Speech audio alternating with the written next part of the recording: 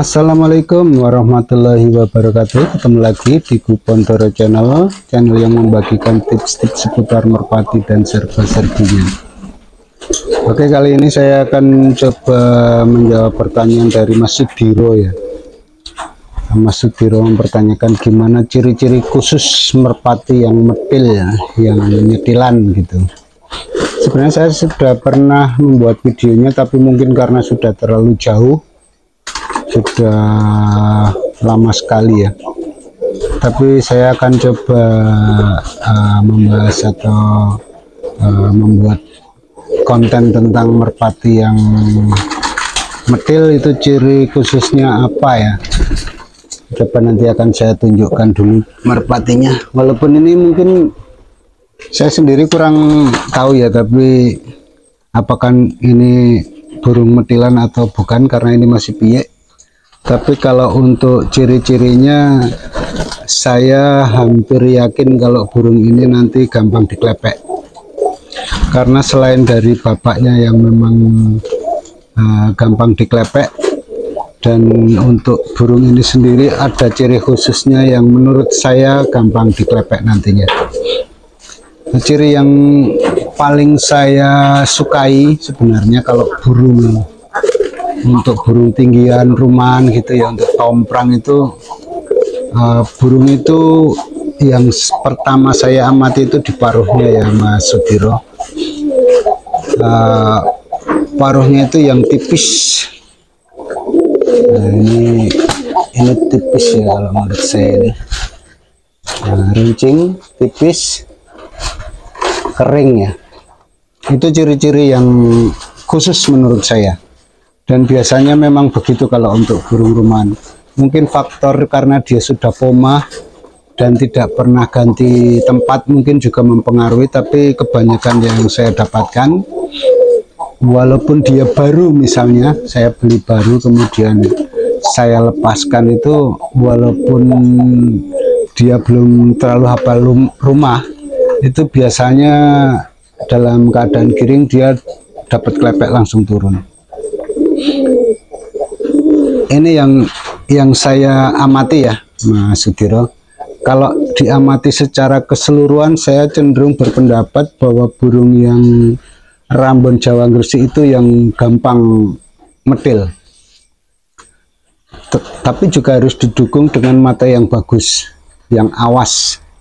Kayak burung ini. Burung ini matanya kalau pas dia nggak bekur biasa, tapi kalau bekur dia matanya nitik. Untuk burung yang satu ini ya, karena dari pian saya semua yang saya perhatikan, kalau bekur nitik ini baru ini. Yang lain biasanya kalau bekur cuma mengecil sedikit saja, ini biasanya sampai nitik. Walaupun nggak selalu, tapi satu saat dia kalau pas bekur sampai wurr gitu, dia sampai nitik. Tapi nggak sama dengan burung merah saya dulu. Memang betul-betul sampai sama dengan kalau kita bikin titik dari ballpoint itu, cet gitu, segitu itu besarnya kalau yang dulu. Kalau ini nggak sampai segitu, walaupun kadang-kadang mengecil sekali, tapi nggak sampai betul-betul satu titik. Kemudian ini matanya kucilo ya, kucilo kuning itu mungkin apa namanya ya, istilah mata jagung atau apa kalau secara umum diketahui teman-teman pemain ya. Tapi kalau saya ini saya istilahkan kucilo emas, karena dia kuningnya kuning kayak mencorong gitu ya, mencorong apa ya, kayak kuning bersinar gitu, bersih kayak bersinar, kayak ada cerah-cerahnya gitu. Ini kucilo emas. Kemudian kalau bekur dia taruhlah hampir nitik gitu, walaupun tidak sampai betul-betul satu titik.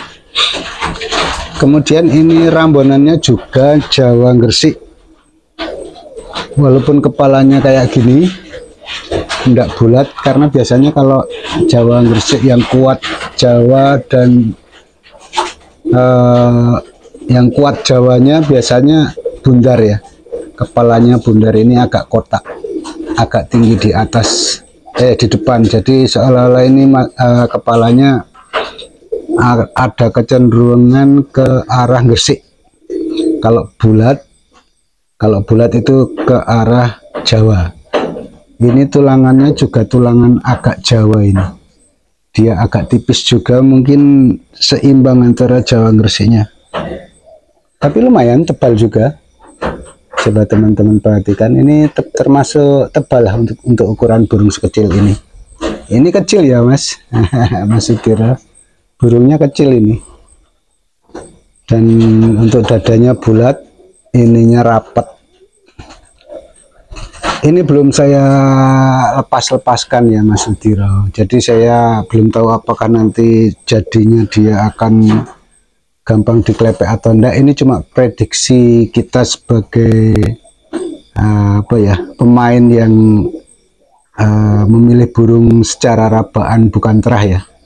Ini masih bulu 4 ini teman-teman, dan juga Mas Sudiro ini kan masih bulu biik, ini 4.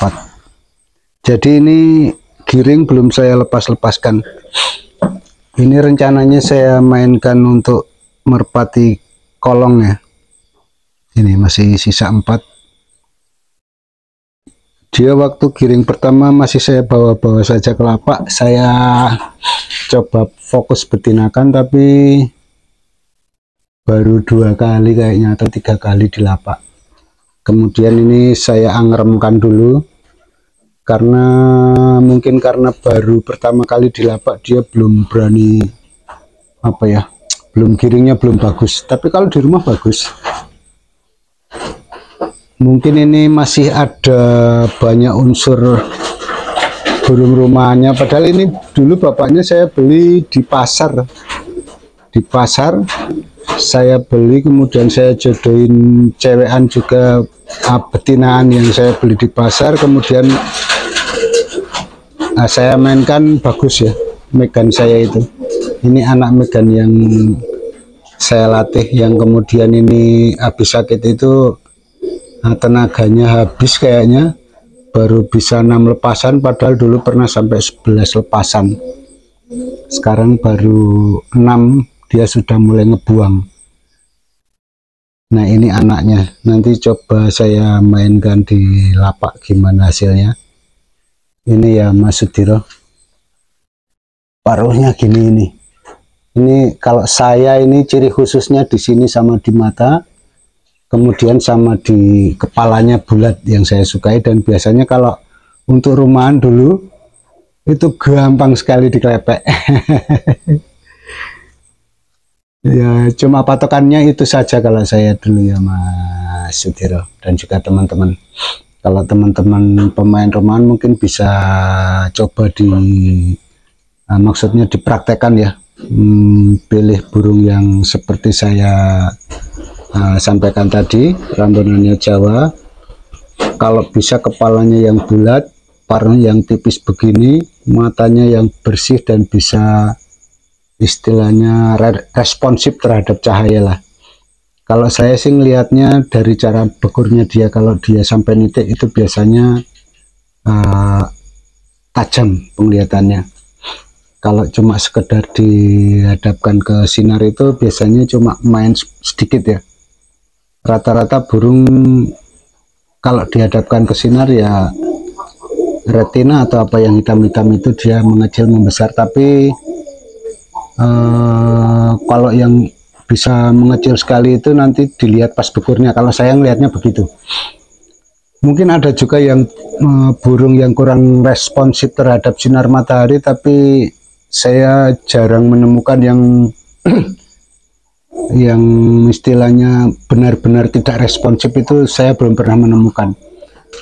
Selama saya lihat burung itu tetap kalau dihadapkan ke cahaya ada mainnya ya, hitamnya itu ada mainnya walaupun sedikit. Nanti tampak sekali saat dia bekur, dia sampai mengecil sekali. Biasanya itu yang penglihatannya tajam.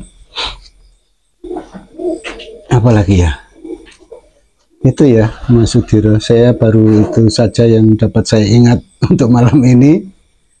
Semoga ini bisa dijadikan acuan ya saat Mas Sudiro dan juga teman-teman ingin mencari burung yang gampang nyetil, Coba cari yang begitu ya. Oh iya, kakinya juga yang kering ya Mas Sudira dan juga teman-teman. Paruh kaki selain tipis juga harus kering. Karena kering itu biasanya ada unsur jawanya. Jadi dia istilahnya sebenarnya kalau untuk saya sih dia supaya memorinya bagus. Kemudian unsur di paruh yang bersih itu dia supaya responsif terhadap klepek. Artinya dia begitu melihat klepekan dia langsung turun ngejar cewekan yang untuk ngelepek itu. Tentunya dalam keadaan giring bagus ya. Karena kalau enggak giring biasanya dia cuma hafal rumah, walaupun kenceng nanti kalau dibandingkan dengan saat dia giring nanti tetap beda, tetap lebih kencang saat dia giring, betul-betul giring, sama cuma giring-giringan dulu atau tidak giring sama sekali walaupun turun, tapi beda nanti. Coba teman-teman perhatikan kalau untuk rumahan itu ya Mas Sudiro dan juga teman-teman, coba jadikan ini sebagai acuan saja. Syukur-syukur memang tepat bisa untuk bermain kolong, juga untuk bermain rumahan yang jenis-jenis saya uraikan tadi. Oke, semoga ini bermanfaat. Akhir kata saya ucapkan terima kasih. Wassalamualaikum warahmatullahi wabarakatuh.